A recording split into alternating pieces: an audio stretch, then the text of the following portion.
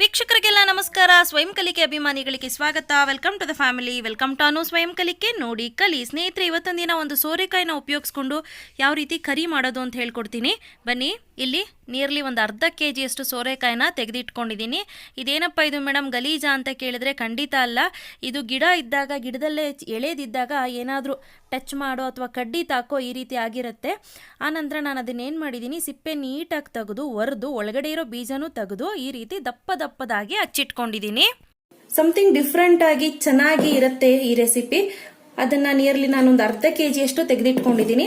ಆ ನಂತರ ಸ್ನೇಹಿತರೆ, ಶುಂಠಿ ಬೆಳ್ಳುಳ್ಳಿ ಪೇಸ್ಟು 1 ಟೀ ಸ್ಪೂನು, ರುಚಿಗೆ ತಕ್ಕಷ್ಟು ಉಪ್ಪು, ಧನಿಯಾ ಪುಡಿ ಒಂದು ಅರ್ಧ ಟೀ ಸ್ಪೂನು, ಅರಿಶಿನ ಒಂದು 1/4 ಟೀ ಸ್ಪೂನು, ಕೆಮ್ಮೆಣಸಿನ್ಕಾಯಿ ಪುಡಿ ಒಂದು ಅರ್ಧ ಟೀ ಸ್ಪೂನು, ಗರಂ ಮಸಾಲ ಒಂದು ಅರ್ಧ ಟೀ ಸ್ಪೂನು, ಜೀರಿಗೆ 1/4 ಟೀ ಸ್ಪೂನ್ಗಿನ್ನ ಸ್ವಲ್ಪ ಕಡಿಮೆ. ಸ್ನೇಹಿತರೆ, ಈ ಗರಂ ಮಸಾಲ ಕೂಡ ಇನ್ನೂ ಸ್ವಲ್ಪ ಕಡಿಮೆ ತಗೊಂಡ್ರು ಚೆನ್ನಾಗಿರುತ್ತೆ. ಸೊ ನೋ ಇಶ್ಯೂಸ್, ತೊಂದರೆ ಇಲ್ಲ. ನಿಮ್ಗೆ ಎಷ್ಟು ಬೇಕಷ್ಟು ತಗೊಳ್ಳಿ. ಆದಷ್ಟು ಅರ್ಧಕ್ಕಿಂತ ಸ್ವಲ್ಪ ಕಡಿಮೆನೆ ತಗೊಂಡ್ರೆ ಚೆನ್ನಾಗಿರುತ್ತೆ. ಕರಿಬೇವು 1 ಕಡ್ಡಿ, ಕೊತ್ತಂಬರಿ ಸೊಪ್ಪು 1-2 ಕಡ್ಡಿ. ಆನಂತರ ದಪ್ಪ ಗಾತ್ರದ 2 ಈರುಳ್ಳಿನ ಈ ರೀತಿ ಹಚ್ಚಿಟ್ಕೊಂಡಿದ್ದೀನಿ. ದಪ್ಪ ಗಾತ್ರದ 2 ಟೊಮ್ಯಾಟೋನ ಈ ರೀತಿ ರುಬ್ಬಿಟ್ಕೊಂಡಿದ್ದೀನಿ. ಆನಂತರ ಇಲ್ಲಿ ಕಡಲೆಬೇಳೆ ಮತ್ತೆ ತೊಗರಿಬೇಳೆ ಎರಡನ್ನು ಒಂದು ಅರ್ಧ ಗಂಟೆ ನೆನೆಸಿಟ್ಕೊಂಡಿದ್ದೀನಿ. ಬೇಗನೆ ಆಗುತ್ತೆ, ತುಂಬಾ ರುಚಿಯಾಗಿ ಕೂಡ ಇರುತ್ತೆ. ಒಂದೇ ವಿಜಿಲ್ ಸಾಕಾಗುತ್ತೆ. ಆ ನಂತರ ಸ್ವಲ್ಪ ಹಿಂಗು ನಿಮ್ಗೆ ನಿಯರ್ಲಿ ಒಂದು 2 ಚಿಟಿಕೆ ಹಾಕೊಂಡ್ರೆ ಸಾಕು. ಖಾರ ಸಾಲಲ್ಲ ಅನ್ನೋರು 1 2ರಿಂದ 3 ಹಸಿರು ಮೆಣಸಿನ್ಕಾಯಿ ತಗೋಬಹುದು. ನಾನು ಹಸಿರು ಮೆಣಸಿನ್ಕಾಯಿನ ಸ್ಕಿಪ್ ಮಾಡ್ತೀನಿ. ಆ ನಂತರ 1 ಟೇಬಲ್ ಸ್ಪೂನ್ ಅಷ್ಟು ಎಣ್ಣೆ. ಮೊದಲನೇದಾಗಿ ಒಂದು ಕುಕ್ಕರ್ ಕಾಯ್ಲಿಕ್ಕೆ ಇಟ್ಕೊಂಡು 1 ಟೀ ಸ್ಪೂನ್ ಅಷ್ಟು ಎಣ್ಣೆ. ಮೊದಲನೇದಾಗಿ ಕುಕ್ಕರ್ ಕಾಯ್ಲಿಕ್ಕೆ ಇಟ್ಕೊಂಡು 1 ಟೇಬಲ್ ಸ್ಪೂನ್ ಅಷ್ಟು ಎಣ್ಣೆ ಹಾಕೊಂಡಿದ್ದೀನಿ. ಸ್ನೇಹಿತರೆ, ನೀವು ಜೀರಿಗೆ ಪುಡಿ ಹಾಕೊಳ್ತೀನಿ ಅಂದ್ರೆ ಜೀರಿಗೆನ ಹಾಕೋಬೇಡಿ, ಇಲ್ಲ ಜೀರಿಗೆ ಹಾಕೊಳ್ತೀನಿ ಅಂದ್ರೆ ಜೀರಿಗೆ ಪುಡಿ ಹಾಕೋಬೇಡಿ. ನಿಮ್ಗೆ ಯಾವ್ದು ಆಪ್ಷನಲ್ ನಿಮ್ಗೆ ಸಿಗುತ್ತೋ ಅದನ್ನ ಹಾಕೋಬಹುದು. ಮೊದಲನೇದಾಗಿ ಈ ಈರುಳ್ಳಿ, ಆನಂತರ ಈ ಕರಿಬೇವು ಎಲ್ಲವನ್ನೂ ಹಾಕೊಂಡು ಚೆನ್ನಾಗಿ ಫ್ರೈ ಮಾಡ್ಕೊಳ್ಳಿ. ಎರಡನ್ನೂ ಹಾಕೊಂಡು ಸ್ನೇಹಿತರೆ, ಖಾರ ಬೇಕು ಅಂದ್ರೆ ನೀವು ಈ ಟೈಮ್ ನಲ್ಲಿ ಹಸಿರು ಮೆಣಸಿನಕಾಯಿ ಕೂಡ ಹಾಕೋಬಹುದು, ಬಟ್ ನಾನು ಸ್ಕಿಪ್ ಮಾಡ್ತಾ ಇದ್ದೀನಿ. ಈಗ ನೋಡಿ, ಈರುಳ್ಳಿ ಅರ್ಧ ಆಗಿದೆ. ಈಗ ಶುಂಠಿ ಬೆಳ್ಳುಳ್ಳಿ ಪೇಸ್ಟ್ ನ ಹಾಕೊಳ್ತಾ ಇದ್ದೀನಿ.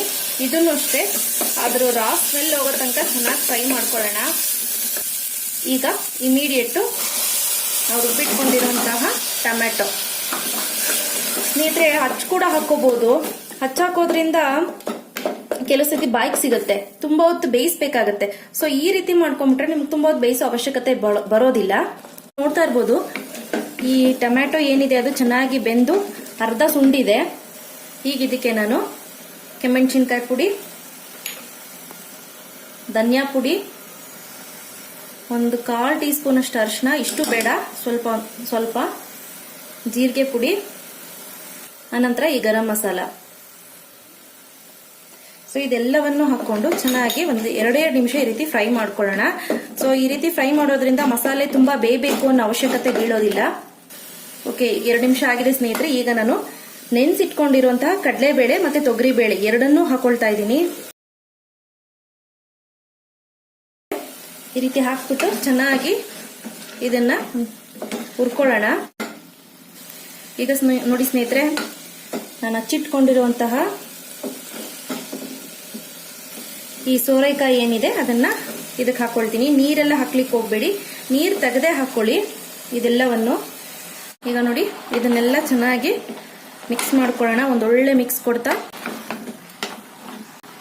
ಈಗ ಸ್ನೇಹಿತರೆ, ಇದಕ್ಕೆ 1 ಗ್ಲಾಸ್ನಷ್ಟು ನೀರು ಬೇಕಾಗತ್ತೆ. ಬಟ್ ನಾನು ಏನ್ ಮಾಡ್ತೀನಿ ಅಂದ್ರೆ ಮಿಕ್ಸಿ ಜಾರ್ನ ಟೊಮೆಟೊ ರುಬ್ಬಿದ್ನಲ್ಲ ಅದೇ ನೀರನ್ನ ಇದಕ್ಕೆ ಹಾಕೊಳ್ತಾ ಇದ್ದೀನಿ. 1 ಗ್ಲಾಸ್ನಷ್ಟು ನೀರು ಹಾಕ್ಬಿಟ್ಟು ಆ ಮಿಕ್ಸಿ ಜಾರ್ನ ತೊಳೆದು ಹಾಕೊಳ್ತಾ ಇದ್ದೀನಿ. ತುಂಬಾ ಜಾಸ್ತಿ ನಾವು ನೀರು ಹಾಕ್ಲಿಕ್ಕೆ ಹೋಗ್ಬಾರ್ದು. ಇದಕ್ಕೆ ನೋಡ್ತಿರ್ಬೋದು ನೀರು ಬಿಟ್ಕೊಳ್ತಾ ಇದೆ, ಯಾಕಂದ್ರೆ ಈ ತುಪ್ಪದ ಸೋರೆಕಾಯಿನಲ್ಲಿರುವಂತಹ ನೀರಿನ ಅಂಶ ಬಿಟ್ಕೊಳ್ತಾ ಬರುತ್ತೆ. ತುಂಬಾ ಜಾಸ್ತಿನೇ ಇರುತ್ತೆ ನೀರು ಇದರಲ್ಲಿ. ಸೊ ಈಗ ನೋಡ್ಕೊಂಡು ನಿಮ್ಮ ರುಚಿಗೆ ಅನುಗುಣವಾಗಿ ಉಪ್ಪು ಹಾಕೊಳ್ಳಿ.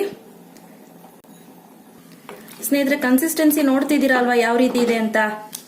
ತುಂಬಾ ಜಾಸ್ತಿ ನೀರು ಮಾಡ್ಕೊಳ್ಳಿಕ್ಕೆ ಹೋಗ್ಬಿಡಿ. ಈಗ ನಾನೇನ್ ಮಾಡ್ತೀನಿ, ಜಸ್ಟ್ ಇದನ್ನ ಕ್ಲೋಸ್ ಮಾಡಿ, ಬೇಳೆ ನೆನೆಸಿರೋದ್ರಿಂದ 1 ವಿಜಿಲ್ ತೆಗೆದುಕೊಂಡ್ರೆ ಸಾಕಾಗುತ್ತೆ. ಬೇಳೆ ನೆನೆಸಿಲ್ಲ ಅಂದ್ರೆ ನೀವು 2-3 ವಿಜಿಲ್ ತಗೋಬೇಕಾಗತ್ತೆ. ಸೊ ಅದಕ್ಕೋಸ್ಕರನೇ ನಾ ಹೇಳಿದ್ದು, ಬೇಳೆ ಅರ್ಧ ಗಂಟೆ ನೆನೆಸ್ಬಿಟ್ರೆ ಬೇಗನೆ ಆಗ್ಬಿಡುತ್ತೆ. 1 ವಿಜಿಲ್ ತೆಗೆದುಕೊಂಡು 3ರಿಂದ 4 ನಿಮಿಷಗಳ ಕಾಲ ಸಿಮ್ಮರಲ್ಲಿ ಇಟ್ಕೋಬೇಕು. ಸೊ ಈಗ ಹೈ ಫ್ಲೇಮಲ್ಲಿ 1 ವಿಜಿಲ್ ತಗೊಳ್ಳೋಣ.